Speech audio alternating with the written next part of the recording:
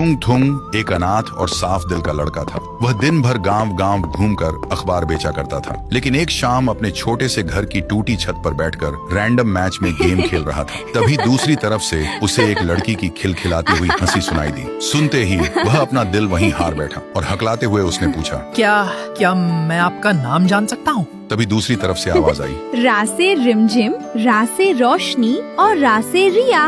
और तो थुंग थुंग शर्मा के बोला, त से थोड़ा सीधा, त से थोड़ा शर्मीला और त से थुंग थुंग। इतना सुनते ही रिया जोर से खिलखिलाकर हंस पड़ी और उस दिन के बाद दोनों दोस्त बन गए। लेकिन थुंग थुंग की बातों की सच्चाई और उसके सीधेपन ने रिया का दिल जीत लिया और देखते ही देखते दोस्ती मोहब्बत में बदल गई। दोनों मीलों दूर थे पर दिल हमेशा करीब थे। पर एक दिन रिया रोते हुए बोली, थुंग थुंग, बस अब और इंतजार नहीं होता, मुझे अपने पास ले चलो ना, मैं तुम्हारे बिना और जी नहीं सकती। रिया की ये बातें थुंग थुंग के दिल में सीधे उतर गईं। लेकिन फोन रखते ही उसे अपनी असलियत नजर आ गई। उसके पास न अच्छा घर था न नौकरी। तभी उसने खुद से ही कसम खा ली, मैं अपनी रिया को एक दिन रानी बनाकर ही लाऊंगा। और उस दिन के बाद वह सुबह होने से पहले ही अखबार बांटने निकल जाता और आधी रात तक बिना रुके मजदूरी करता। लेकिन इस दिन रात की मेहनत का असर उनके रिश्ते पर पड़ने लगा। अब थुंग थुंग के पास रिया से बात करने का वक्त ही नहीं बचता था। इसलिए रिया को लगने लगा थुंग थुंग उसे नजरअंदाज कर रहा है। फिर एक शाम रिया ने गुस्से में फोन किया और बोली,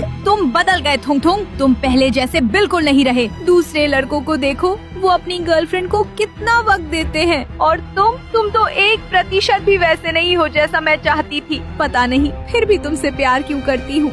इतना कहते ही रिया ने गुस्से में फोन काट दिया और उसी पल थुंग थुंग का दिल छलनी हो गया। वह वहीं टूटकर बैठ गया और खुद से पूछने लगा, मैंने क्या गलती की? मैं तो सिर्फ उसके सपने पूरे करना चाहता था, फिर मेरे साथ ही ऐसा क्यों हुआ? और उस दिन के बाद दोनों की बातचीत बंद हो गई। थुंग थुंग अंदर से टूट गया क्योंकि रिया के वह लफ्ज हर पल उसके दिल और दिमाग में चुभते रहते थे। इसलिए उसने काम पर जाना छोड़ दिया, खाना पीना भी छोड़ दिया और धीरे धीरे उसकी तबीयत बिगड़ती गई। फिर एक दिन रिया का फोन आया, लेकिन थुंग थुंग के हाथों में अब इतनी भी ताकत नहीं बची थी कि वह फोन तक उठा सके। और ऐसे ही कई दिन तक जब थुंग थुंग ने फोन नहीं उठाया, तब घबरा कर रिया उससे मिलने उसके घर पहुंची। लेकिन जैसे ही वह उसके घर के पास पहुंची, उसने देखा घर के बाहर लोगों की भीड़ लगी हुई थी। देखते ही रिया का दिल धड़क उठा और वह भीड़ चीरते हुए अंदर गई और अंदर का मंजर देखते ही उसकी रूह कांप उठी। थुंग थुंग जमीन पर शांत पड़ा था। उसका शरीर सूख कर हड्डियों का ढांचा बन चुका था। तभी गांव की एक औरत रिया के पास आई और उसके हाथ में एक चिट्ठी रख दी। रिया ने कांपते हाथों से वह चिट्ठी खोली।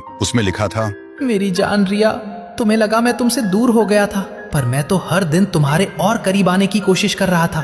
काश तुम मेरी खामोशी समझ पाती। मेरी पूरी दुनिया सिर्फ तुम ही थी। खुश रहना, तुम्हारा थुंग थुंग।